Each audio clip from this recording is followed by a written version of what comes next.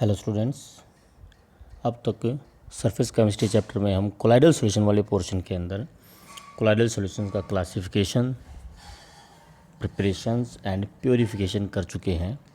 आज हम colloidal solution की कुछ प्रॉपर्टीज़ लेकर चलेंगे। तो उसमें जो हमारी प्रॉपर्टीज़ हैं, प्रॉपर्टीज़ ऑफ सोल, उसमें पहली प्रॉपर्टी है हमारी ब्राउनियन मूवमेंट। तो ब्राउनियन मूवमेंट क्या है? एक continuous ceaseless zig zag movement of colloidal particles in colloidal soil is called Brownian movement. It is due to the unbalanced bombardment of the dispersion medium molecules on the dispersed phase particles. अगर आप colloidal solutions के अंदर colloidal solution soul के particles को अगर आप देखोगे तो उनकी जो मूवमेंट आपको इस तरह से दिखेगी, किसी भी डायरेक्शन में रैंडमली मूव करते रहते हैं। Continuous ceaseless zig zag, ceaseless मतलब बिना रुके, कंटिन्यूस लगातार, जिग जैग टेढ़ा मेढ़ा, किसी भी डायरेक्शन में मूव करते रहते हैं। जैसे यहाँ पर दिखा रखा है, कोई भी आप ऐसे भी लग सकते हो इसको, किसी भी डायरेक्शन में, कभी इधर जा रहा है इधर मुड़ जाएगा, इस तरह से किसी भी डायरेक्शन में पार्टिकल्स मूव करते रहते हैं। This type of movement of colloidal particle is called Brownian movement. इसमें एक एग्जांपल है टिंडल इफेक्ट का, में आपने देखा होगा। टिंडल इफेक्ट इसमें नेक्स्ट में हम पढ़ेंगे कि अंधेरे कमरे में जब कभी सनलाइट की एक रेज आती है तो उसमें हमें डस्ट पार्टिकल्स दिखाई देते हैं, और उन डस्ट पार्टिकल की मूवमेंट भी कुछ इसी तरह की होती है, किसी भी डायरेक्शन में रैंडमली मूव करते रहते हैं। तो उसको बोलते हैं Brownian movement. This continuous zig zag ceaseless movement of colloidal particles in a sol is called Brownian movement. होती क्यों है कि अगर सपोज कीजिए कोई पार्टिकल इस डायरेक्शन में जा रहा है तो डिस्पर्सन मीडियम का पार्टिकल उसे कोलाइड करेगा, टकराएगा, वो इस तरफ मुड़ जाएगा। फिर आगे कोई दूसरे मॉलिक्यूल से टकराएगा, नीचे आ जाएगा, नीचे किसी तीसरे मॉलिक्यूल से टकराएगा, उस तरफ चला जाएगा। तो it will continuously moving with different directions due to bombardment, in different directions due to bombardment with dispersion medium particles. Importance क्या है इसकी कि it is responsible for stability of sol. अगर ब्राउनियन मूवमेंट ना हो तो सोल पार्टिकल नीचे बैठ जाएंगे। ये सोलर पार्टिकल प्रॉपर्टीज में मैंने पढ़ा भी था कि कोलाइडल पार्टिकल्स सोल के अंदर do not get settle down due to gravity.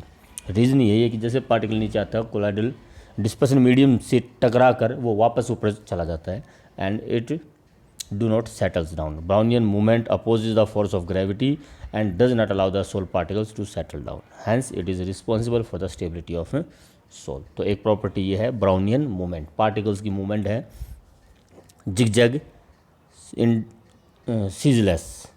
दूसरी प्रॉपर्टीज में है टिंडल इफेक्ट। अब टिंडल इफेक्ट क्या होता है? Illumination of path of light due to scattering by the colloidal particles. Illumination of a path of light due to scattering by colloidal particle is called Tyndall effect. आपने देखा होगा अंधेरे कमरे में अगर कमरे को बिल्कुल बंद कर दिया जाए और ऊपर से कहीं से सनलाइट आती है तो उसमें सनलाइट रेज का जो है, सन रेज का पाथ हमें दिखाई देता है, उसको हम टिंडल इफेक्ट कहते हैं। जैसे ये है, ये इसमें आपकी टॉर्च है, टॉर्च की लाइट सोल के अंदर, ये ट्रू सॉल्यूशन है, यहाँ पर लाइट दिखाई नहीं देती, लेकिन सोल के अंदर जब सोल के अंदर जब लाइट पास होती है तो उसका रास्ता हमें क्लियर दिखाई देता है। ये लाइट रेज दिखाई देती है इन कोलाइडल सॉल्यूशन, जबकि ट्रू सॉल्यूशन में लाइट रेज दिखाई नहीं देती।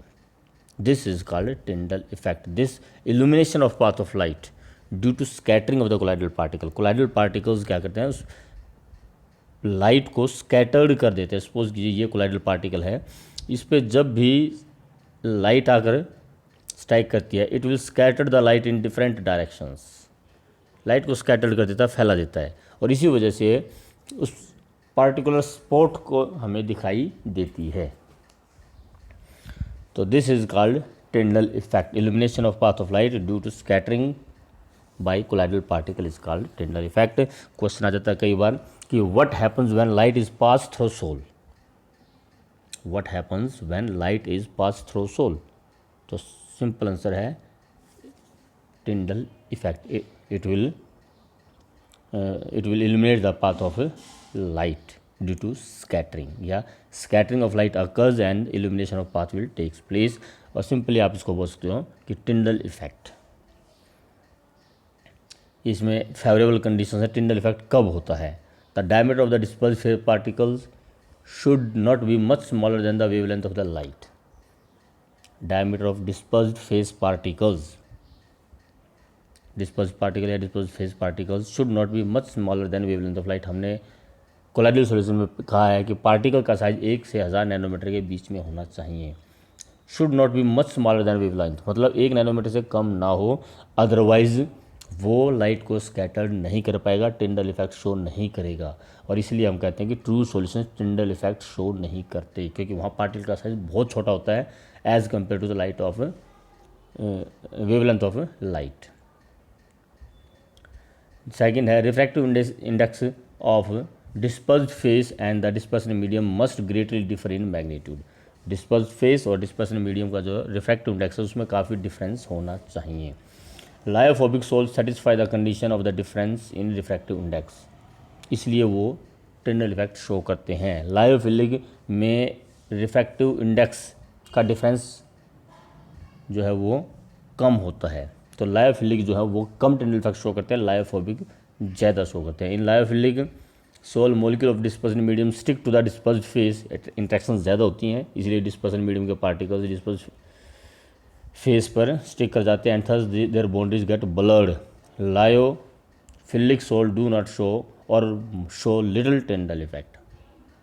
तो लायोफिलिक और लायोफोबिक में लायोफोबिक टिंडल इफेक्ट शो करते हैं, कारण वहाँ पर रिफ्रैक्टिव इंडेक्स का डिफरेंस बहुत ज़्यादा होता है डिस्पर्स फेस और डिस्पर्सन मीडियम में। ट्रू सॉल्यूशन टिंडल इफेक्ट शो नहीं करते, क्योंकि वहाँ पर वेवलेंथ ऑफ लाइट और साइज ऑफ पार्टिकल्स जो है उनमें काफ़ी डिफरेंस होता है। तो टिंडल इफेक्ट है हमारा। नेक्स्ट प्रॉपर्टीज में charge on the colloidal particles. तो कोलाइडल पार्टिकल्स पर चार्ज होता है, इसके बेस पर हमें 2 तरह के सोल बताए थे आपको, positive sol and negative sol. तो चार्ज कैसे डेवलप होता है, मेन बात यहाँ पर ये आएगी कि कोलाइडल पार्टिकल्स पे चार्ज कैसे आता है। तो देखिए इसमें charge on the colloidal particles always carry some charge which is similar to all the particles. एक सोल है, पार्टिकुलर सोल है, तो उस पर कोई ना कोई चार्ज जरूर होगा, चाहे वो पॉजिटिव हो या नेगेटिव हो। अगर पॉजिटिव है तो पूरे सोल पर पॉजिटिव ही होगा या फिर पूरे सोल पर नेगेटिव होगा। This charge is responsible for their stability because similar charge particles repelled each other.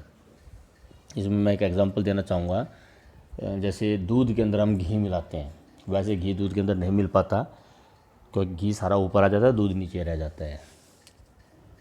लेकिन जब उसको हम अच्छी तरह से शेक करते हैं तब घी के छोटे छोटे पार्टिकल्स, छोटी छोटी ड्रॉपलेट्स, घी की छोटी छोटी ड्रॉपलेट्स पूरे दूध में मिक्स हो जाती हैं। आपने देखा जिसको हम एमल्सिफिकेशन बोलते हैं। तो वो जो घी की छोटी छोटी ड्रॉपलेट्स पूरे दूध में मिक्स हो गई, अगर आप दूध को रख दो तो वो फिर से इकट्ठी होकर ऊपर आ जाती हैं, फिर से इकट्ठी होकर ऊपर आ जाती है। कारण क्या है कि सपोज कीजिए ये आपका मिल्क है, मिल्क के अंदर ये ऑयल पार्टिकल्स है, ऑयल मतलब घी है या जो भी है, फैट पार्टिकल्स है। अब इन पे कोई चार्ज नहीं होता, नॉर्मली जो जब दूध में हम घी मिलाते हैं इन पे कोई चार्ज नहीं होता, तो ये आपस में फिर से इकट्ठी होनी शुरू हो जाती हैं और इकट्ठी होकर फिर से सारा घी ऊपर आ जाता है और दूध नीचे रह जाता है, सारी ड्रॉपलेट इकट्ठी हो जाती हैं। तो ये जो सोल, एमल्सिफिकेशन भी एक सोल ही होता है, आगे पढ़ेंगे हम इसमें। तो ये जो सोल है स्टेबल नहीं रह पाता, अलग हो जाता है। कारण क्या है कि ये सारी ड्रॉपलेट्स कंबाइन कर जाती हैं। अगर हम इस सोल को मिल्क एंड ऑयल या मिल्क और घी इसको स्टेबल रखना है तो हमें इन ड्रॉपलेट्स को अलग रखना होगा। और वो अलग कब रखी जा सकती हैं कि सपोज कीजिए पर चार्ज आ जाए पॉजिटिव या नेगेटिव, तो ये चार्जेस एक दूसरे को रिपेल करेंगे और इनको इकट्ठा नहीं होने देंगे। तो सोल पार्टिकल्स या सोल जो है वो स्टेबल रहे, इसके लिए ज़रूरी है कि उनके ऊपर कोई ना कोई चार्ज ज़रूर हो, जिससे ये सोल पार्टिकल एक दूसरे से दूर रहें और प्रेसिपिटेट ना हों। तो चार्ज का होना उन पर ज़रूरी है।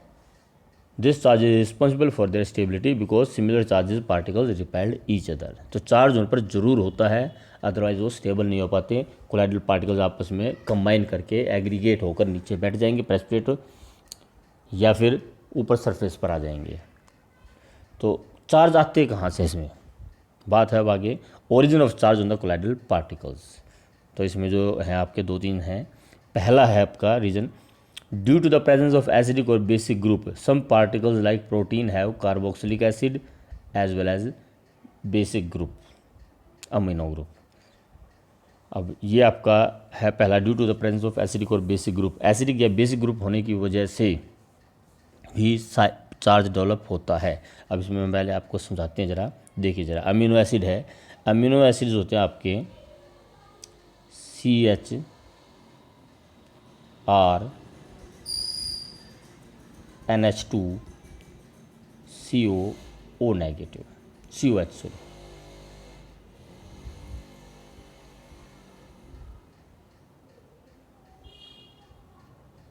COH ये हमारा अमीनो एसिड होता है। इसमें एक बेसिक ग्रुप भी होता है और एसिडिक ग्रुप भी होता है। तो एसिड और बेस मिलकर साल्ट बना लेते हैं, और साल्ट जब वो बनाएंगे तो आपका ये आ जाएगा, इसका H पॉजिटिव यहाँ से रिलीज हो जाएगा और यहाँ NH3 पॉजिटिव हो जाएगा, और ये रह जाएगा आपका COO नेगेटिव। देखिए ज़रा, ये CO नेगेटिव हो जाएगा, और जो H पॉजिटिव यहाँ से निकला वो H पॉजिटिव यहाँ पर आ जाएगा, और ये हो जाएगा NH3 पॉजिटिव। इसको बोलते हैं zwitter ion, internal salt. Acidic group था, बेसिक ग्रुप था, दोनों कंबाइन कर गए। एसिडिक ग्रुप ने H आयन रिलीज कर दिया, बेसिक ग्रुप ने H आयन एक्सेप्ट कर लिया, and it becomes internal salt. Acid और बेस रिएक्ट करके साल्ट ही बनाते हैं, तो इसको इंटरनल साल्ट या ज्वीटर आयन बोलते हैं। तो ये जो ज्वीटर आयन है, अगर एसिडिक मीडियम में इसको रखा जाए, एसिडिक मीडियम में, तो ये कार्बोक्सिलेट आयन जो है हमारा, ये H आयन को एक्सेप्ट कर लेगा, and it will produce NH3 positive CHR COOH।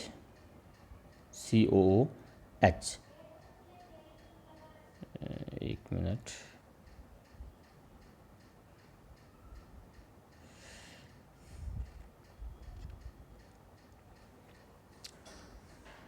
चलो इसको नोट पर ही बताते हैं आपको। ये देखिए ज़रा, यहाँ थोड़ा स्पेस में ज़्यादा मिल जाएगा। ये आपका ज्वीटर आयन है, NH3 positive CHR CO negative, ये ज्वीटर आयन है।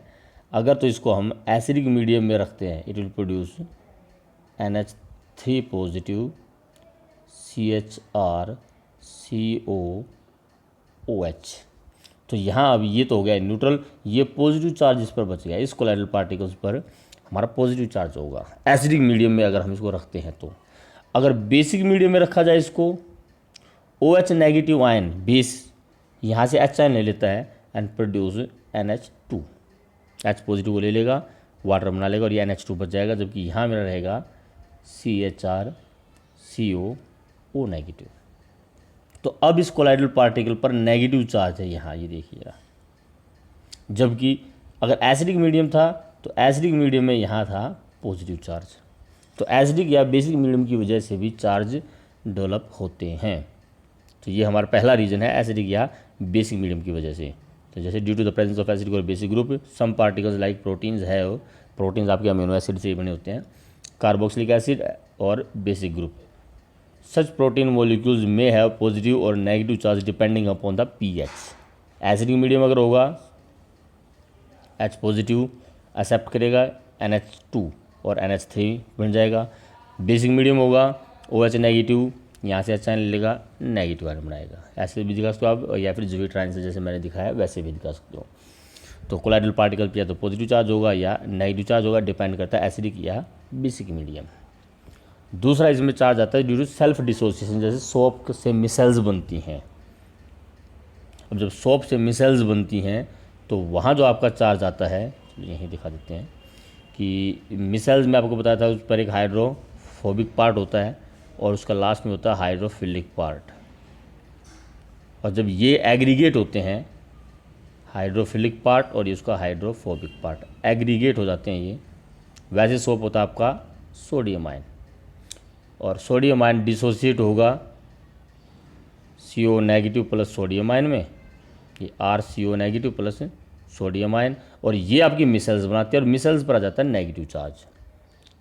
ये नेगेटिव चार्ज ऐसे होगा, ये पूरा एक मिसल्स बन जाती है, पीछे हमने किया है इसको। तो इस तरह से सेल्फ डिसोसिएशन की वजह से when colloidal particles like soap, detergent, acidic और basic dyes are dissolve in water, their molecules are ionized and the bigger ion associate to form micelles which carry either positive और negative charge। और तीसरा जो main reason है वो है इसमें due to preferential adsorption of some common ions. Particles of dispersed phase adsorb only those ions preferentially which are common with their own lattice। जैसे अगर आपका फेरिक हाइड्रोक्साइड का सोल है, फेरिक हाइड्रोक्साइड का सोल बनता है, तो ये जो सोल पार्टिकल है ये अपने ऊपर आयंस को एडजॉर्ब कर लेता है, अपने सरफेस पर आयंस को एडजॉर्ब कर लेता है। लेकिन कौन से आयन एडजॉर्ब करेगा? One of the common ion. अब कॉमन आयन कौन सा होगा? अब इसके अंदर फेरिक हाइड्रोक्साइड है तो इसके अंदर या तो फेरिक आयन एडजॉर्ब करेगा अपने ऊपर ये, या फिर हाइड्रोक्साइड। इन दोनों में से किसी भी एक आयन को एडजॉर्ब कर सकता है। तो अगर ये फेरिक आयन को एडजॉर्ब करता है तो पूरे सोल पर पॉजिटिव चार्ज आ जाएगा। और अगर ये हाइड्रोक्साइड आयन को एडजॉर्ब करता है, अगर ये हाइड्रोक्साइड आयन को एडजॉर्ब करता है तो पूरे सोल पर नेगेटिव चार्ज आ जाएगा। तो इस तरह से कॉमन आयन, ये ध्यान रखना, कॉमन आयन ही एडजॉर्ब होगा। ये तो फेरिक आयन एडजॉर्ब होगा, ये OH। क्लोराइड नहीं होगा क्योंकि इसमें क्लोराइड कहीं है ही नहीं। इन दोनों आयन्स में से कोई एक आयन एडजॉर्ब होगा। कैटायन एडजॉर्ब होता है तो पॉजिटिव चार्ज आ जाएगा सोल पर, एनायन एडजॉर्ब होता है तो सोल पर नेगेटिव चार्ज आ जाता है। ये आपका एग्जांपल है, जैसे फेरिक क्लोराइड और hydrolysis give ferric hydroxide which adsorb ferric ion and gate positive charge. ये हाइड्रोलिसिस गिव फेरिक क्लोराइड की। अब हाइड्रोलिसिस अगर वाटर से करते हैं हम, ये देखिए जरा, फेरिक क्लोराइड है, इसकी जब हाइड्रोलिसिस की जाएगी by water it will produce ferric hydroxide. तब ये फेरिक आयन को अपने ऊपर एडजॉर्ब कर लेते हैं, जिसको हम ऐसे दिखाते हैं FeOH थ्राइस सेमीकोलन Fe+3। तो ये सेमीकोलन Fe3 का मतलब है कि फेरिक आयन इस पर एडजॉर्ब हो गए। अब फेरिक आयन एडजॉर्ब होंगे तो इस पर चार्ज भी पॉजिटिव आ जाएगा। लेकिन अगर इसकी बेस की प्रेजेंस में हाइड्रोलिसिस करते हैं, ये देखिए मैंने बेस की OH आयन की प्रेजेंस में हाइड्रोलिसिस की है, तो बेस एक्सेस में होता है, अमोनियम हाइड्रोक्साइड से की तो फेरिक हाइड्रोक्साइड बनेगा। साथ में अब क्योंकि बेस प्रेजेंट है, बेस एक्सेस में है, बेस के अंदर होते हैं OH आयन, तो जो चीज़ एक्सेस में होगी फेरिक और हाइड्रोक्साइड, उसमें OH आयन एक्सेस में, क्योंकि हमने हाइड्रोलिसिस ही बेस की प्रेजेंस में की है। तो अब ये OH आयन को एब्जॉर्ब कर लेगा और फेरिक हाइड्रोक्साइड पर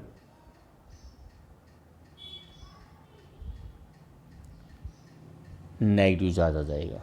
तो फेरिक क्लोराइड से फेरिक हाइड्रोक्साइड कैसे बनाया गया है, इस पर डिपेंड करता है कि आपका चार्ज कौन सा आएगा। अगर वाटर से हाइड्रोलिसिस की जाती है तो ये फेरिक आयन को एब्जॉर्ब कर लेगा, और अगर बेस की प्रेजेंस में हाइड्रोलिसिस की गई तब ये OH आयन को एब्जॉर्ब करेगा, और पॉजिटिव या नेगेटिव चार्ज उसी पर आधारित होता है कि वो कौन से आयन को एब्जॉर्ब करता है। इसी तरह से एक एग्जाम्पल हो रहा है आपका सिल्वर नाइट्रेट और पोटेशियम आयोडाइड का। तो इसमें पहले मैं समझाता हूँ कि सपोज कीजिए मैंने एक टेस्ट ट्यूब के अंदर सिल्वर नाइट्रेट लिया, ये AgNO3, और इसके अंदर डाल दिया पोटेशियम आयोडाइड। तो जो हमारी रिएक्शन होगी silver nitrate plus potassium iodide, तो सिल्वर आयोडाइड बनेगा। सिल्वर आयोडाइड बनते ही ये एक आयन को अपने ऊपर एब्जॉर्ब करेगा, ये तो सिल्वर आयन का, ये आयोडाइड आयन को। लेकिन इस सॉल्यूशन के अंदर एक्सेस में क्या है, सिल्वर आयन, या जो हमने ड्रॉप वाइज आयोडाइड डाले हैं वो। जाहिर है सिल्वर आयन इसके अंदर बहुत ज़्यादा थे, आयोडाइड तो थोड़े से हमने एक ड्रॉप डाल ली थी, वो आयोडाइड सिल्वर आयोडाइड बना दिया उस आयोडाइड ने। तो यहाँ पर हमारे पास सिल्वर आयन बहुत ज़्यादा है, तो ये सिल्वर आयन को एब्जॉर्ब कर लेगा, तो इस पर चार्ज आ जाएगा आपका पॉजिटिव आयन। लेकिन अगर इसी को मैं उल्टा करता हूँ, उल्टा इन द सेंस, ये देखिए ज़रा, मैं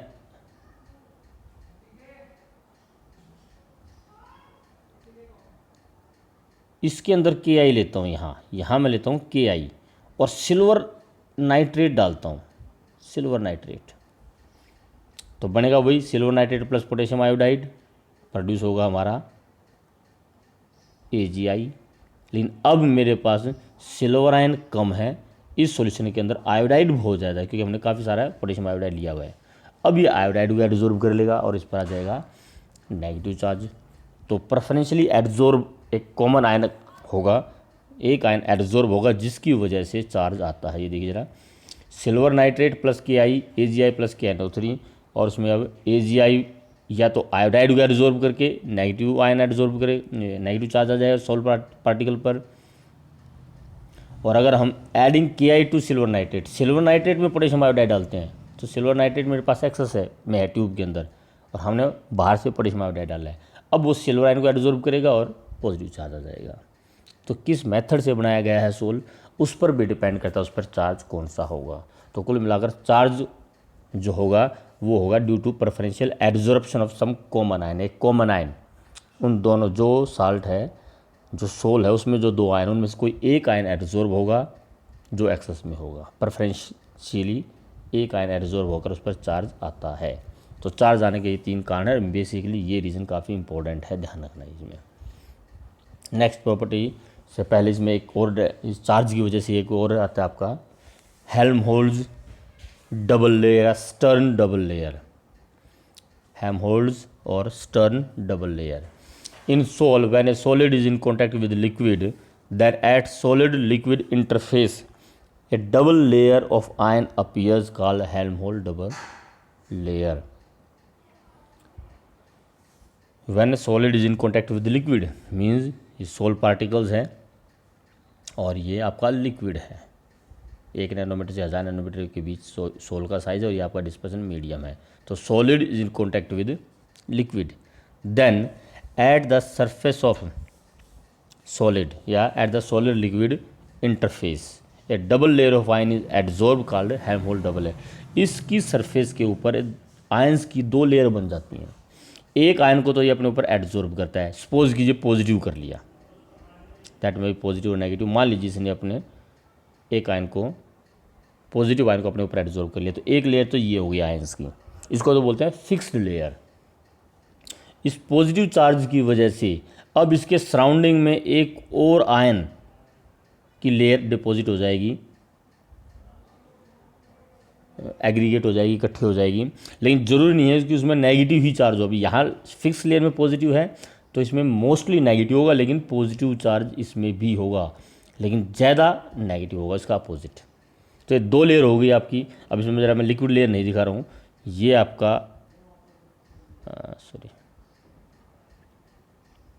कोलाइडल पार्टिकल्स था, इस पर आयन आ गए, एडजॉर्ब हो गए पॉजिटिव, ये तो ये पॉजिटिव आयन जो एडजॉर्ब हो गए इसको तो बोलेंगे हम फिक्स लेयर।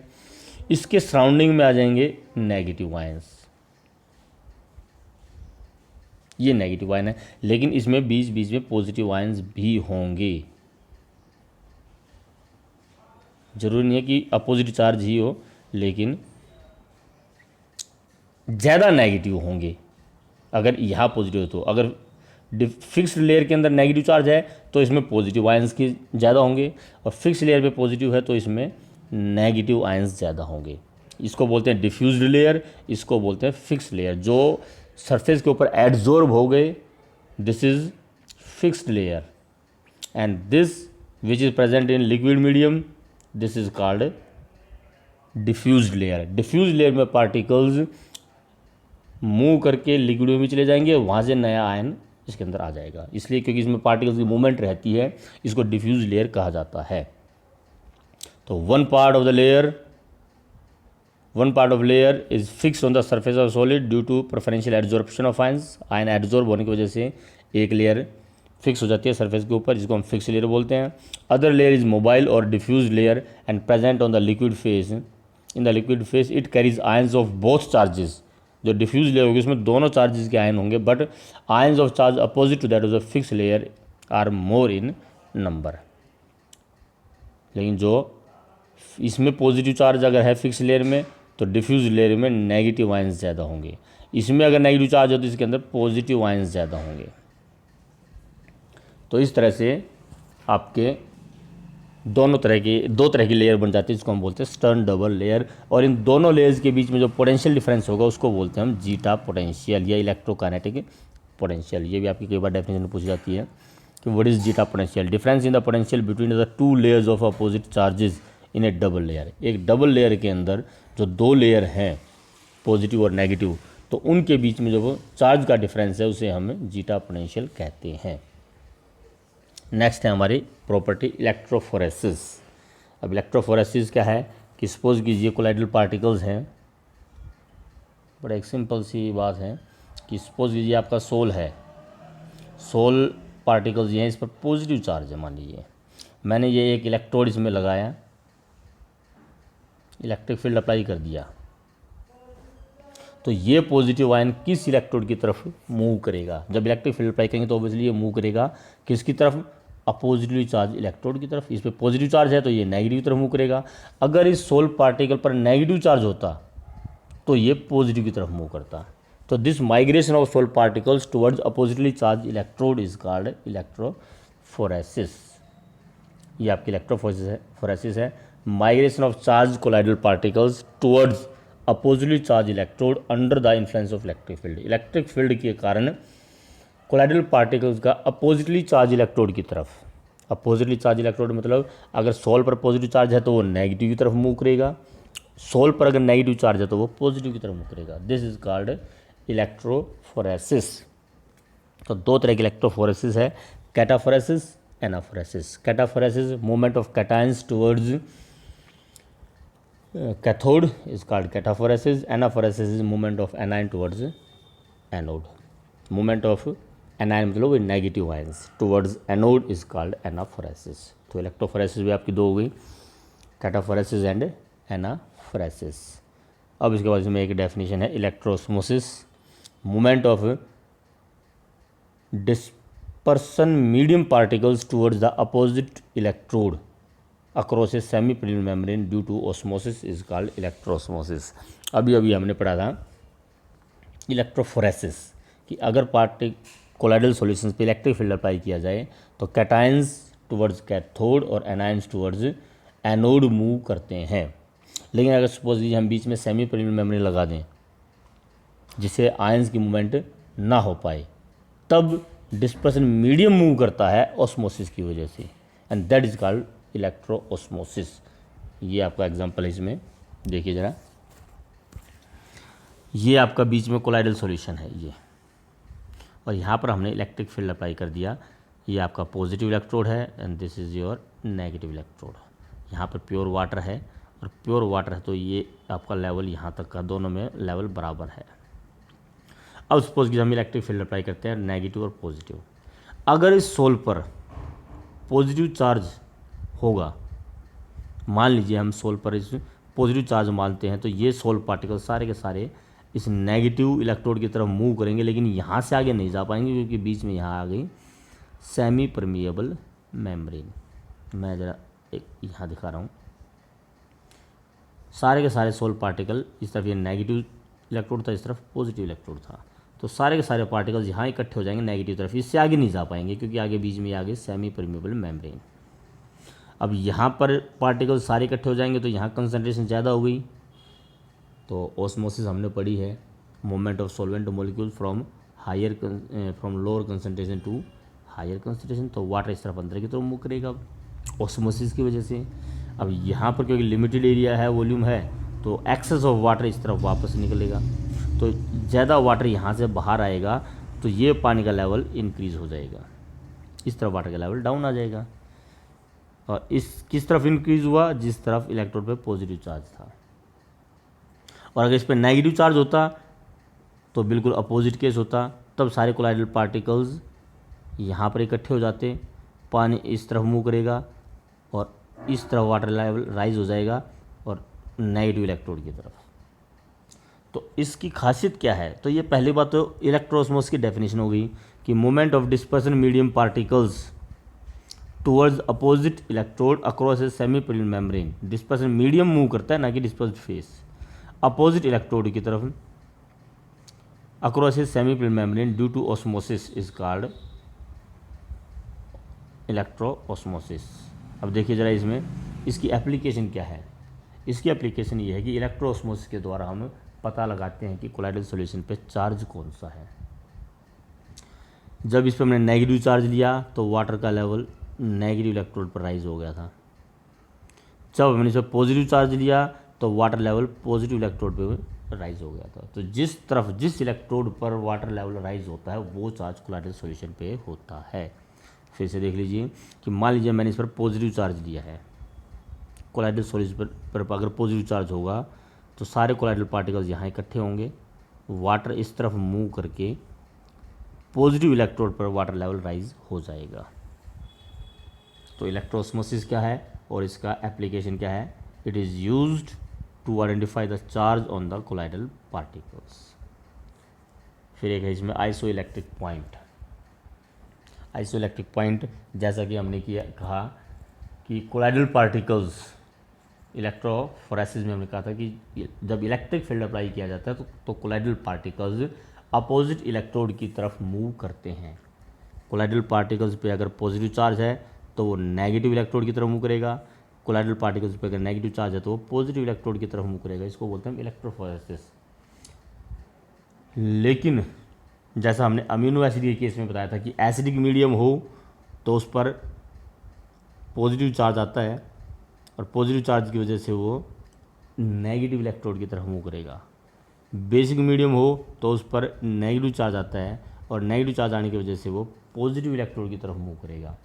लेकिन जब हम एसिडिक मीडियम मतलब pH 7 से कम हो, बेसिक मीडियम मतलब pH 7 से ज़्यादा हो, जब हम एसिडिक मीडियम से बेसिक मीडियम की तरफ बढ़ रहे हैं,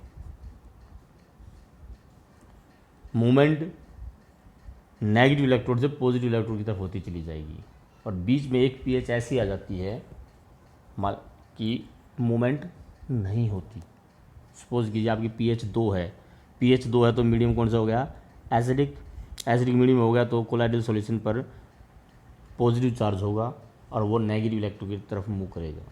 अब मैं pH को बढ़ाता हूँ, 2 से 3 करता हूँ, 3 से 4 करता हूँ तो उसके नेगेटिव इलेक्ट्रोड की तरफ मूवमेंट कम होती चली जाएगी। और जैसे जैसे pH बढ़ती जाएगी, pH बेसिक मीडियम हो जाएगा, 7 से ज़्यादा हो जाएगी तो वो अब पॉजिटिव की बजाय नेगेटिव इलेक्ट्रोड की तरफ मूव करना शुरू कर देगा। तो इसी दौरान बीच में एक pH ऐसी आ जाती है कि वो ना कैथोड की तरफ मूव करता है ना एनोड की तरफ मूव करता है। This pH is called isoelectric point. It is the pH of the solution when there is no net direction movement of colloidal particles towards any of the electrode. It will move neither towards anode nor towards cathode is called isoelectric point. तो ये आपकी कुछ properties हैं। अब इसके बाद इसमें आपका एमल्जन वगैरह आएगा, वो हम नेक्स्ट वीडियो में लेंगे। इन प्रॉपर्टीज़ को आज आपको करना है। Thank you.